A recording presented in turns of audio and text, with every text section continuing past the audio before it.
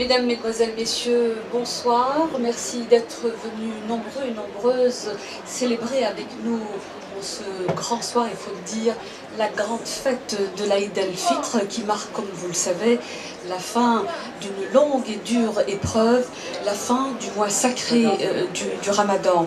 L'occasion pour moi pour vous souhaiter une très belle fête de l'Aïd. Saha Aïdkoum, Aïdkoum Mubarak. Aïd Mubarak à nos auditeurs qui nous écoutent. Comme vous le savez, ces émissions sont retransmises sur notre antenne, comme les précédentes d'ailleurs, dans le cadre d'un partenariat avec l'Institut des cultures d'Islam.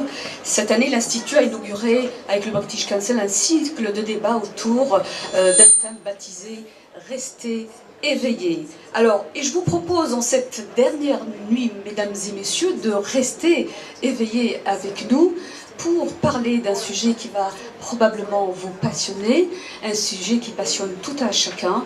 On parlera de l'islam d'aujourd'hui, ses représentations, l'islam pratique quotidienne aussi bien en France, en Europe, au Maghreb ou au Mashraq, avec cette grande problématique, à savoir féminisme et islam, si féminisme bien entendu existe aujourd'hui.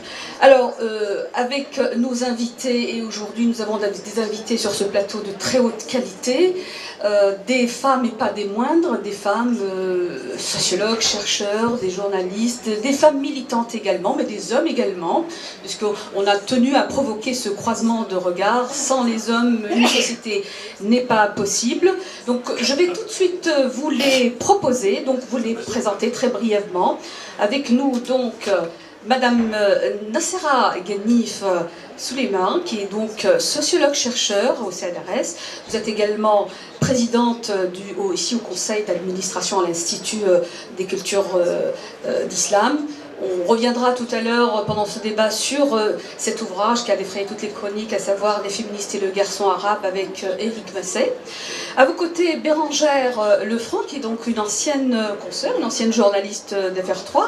Vous êtes aujourd'hui plasticienne. Vous avez récemment publié un ouvrage sous le titre Un voile, un certain mois de juin, une performance. Je ne vous en dirai pas davantage parce qu'il s'agit d'une performance inédite. Je suppose que tout à l'heure on aura le support pour voir ce beau costume qu'a porté Bérangère Lefranc. À vos côtés, deux sœurs qui ont tenté quelle aventure, et vous allez le voir, je suppose que vous les connaissez.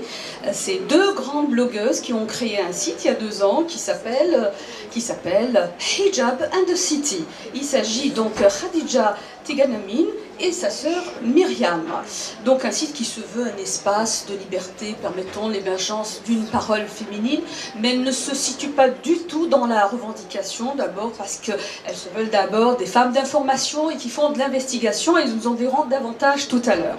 Alors, à mes côtés, Pavline Ali qui vient de Londres.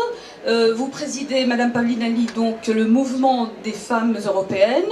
Vous venez du monde économique puisque vous avez été à l'initiative de création d'entreprises et de soutien de création d'entreprises donc auprès des femmes.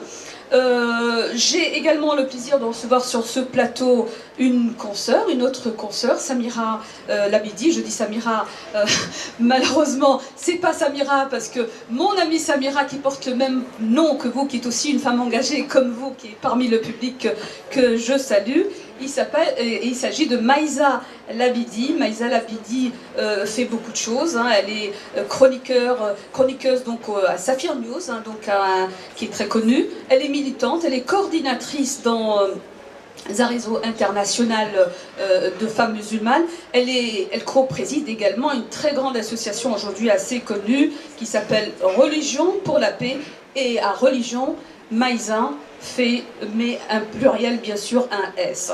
Voilà, mesdames, messieurs, merci d'être sur ce plateau, et sans plus tarder, je suis tentée de vous poser une première question. Vous allez...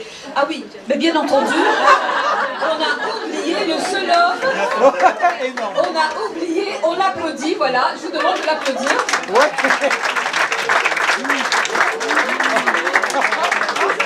avez compris que c'était au féminin, exclusivement au féminin, mais heureusement justement qu'il y a un homme qui vient nous apporter son éclairage.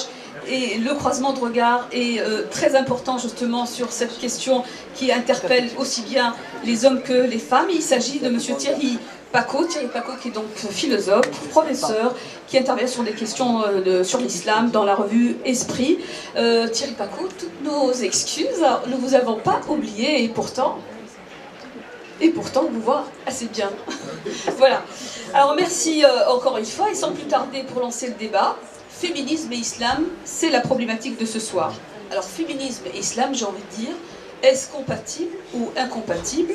Le féminisme est-il, comme le prétendent certains, une invention, pour ne pas dire une création occidentale? Alors qui veut ouvrir le débat? Sarah Guenif peut-être? Une création occidentale, alors, je vais peut-être tout de suite passer outre en fait cette objection. Alors effectivement, on a tendance à considérer que féminisme et islam, c'est une contradiction dans les termes. L'autre soir, on parlait d'oxymore, décidément, on est toujours un peu dans cette problématique. Alors, si on veut d'emblée ne pas entrer dans un faux débat et éviter une polémique inutile, je pense qu'il faut rappeler à quoi et dans quelles circonstances le féminisme a été pensé et conçu. Il a été d'abord vécu, c'est-à-dire que c'est une expérience subjective, intense, qui amène à prendre conscience d'un système d'oppression et à objectiver ce qu'on a appelé deux dimensions constitutives, à la fois le patriarcat et le genre. Alors je ne rentre pas dans les définitions, mais c'est d'abord une expérience. Autrement dit, n'importe qui peut faire cette expérience qui consiste à objectiver les modalités d'oppression que quelqu'un peut subir. Alors ça ne concerne pas que les femmes, ça ne concerne pas que strictement sensu le féminin, ça concerne tout mode d'oppression. D'ailleurs, ce qui est intéressant, et c'est là qu'on peut définitivement désincarcérer le féminisme du monde occidental, cette prise de conscience, elle a toujours existé partout, elle ne s'appelait pas forcément féminisme. On sait très bien aujourd'hui qu'il y a, dès l'époque moderne, des textes de femmes et d'hommes qui mettent en cause, effectivement, à la fois la hiérarchie patriarcale et puis le genre, donc, cette logique d'assignation. Et donc on ne voit pas pour quelle raison aujourd'hui il faudrait considérer que le féminisme est enclavé dans une partie du monde. C'est d'ailleurs une vision totalement provinciale, au sens où effectivement il faut déconstruire l'hégémonie du centre, que de considérer que le féminisme appartiendrait à une région du monde.